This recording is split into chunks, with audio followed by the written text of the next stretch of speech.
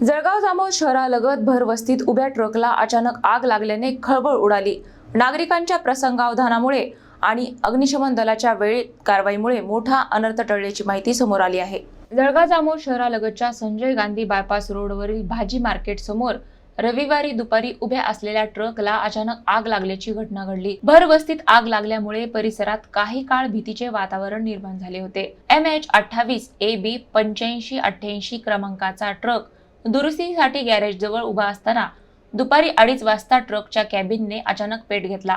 काही क्षणातच आगीने विकराळ रूप धारण केले आणि उन्हाच्या तीव्रतेमुळे आग झपाट्याने पसरू लागली। ट्रकमध्ये मोठ्या प्रमाणात रिकामे कॅरेट ठेवलेले होते, मात्र स्थानिक नागरिकांनी प्रसंगावधान राखत तात्काळ कॅरेट बाहेर काढले, त्यामुळे आगीचा प्रसार रोखण्यास मोठी मदत झाली। दरम्यान अग्निशमन दल घटनास्थळी दाखल होत शर्थीचे प्रयत्न करून आगीवर नियंत्रण मिळवले। या घटनेत ट्रकचे मोठे नुकसान झाले असले तरी नागरिकांच्या तत्परतेमुळे मोठा अनर्थ टळला आहे।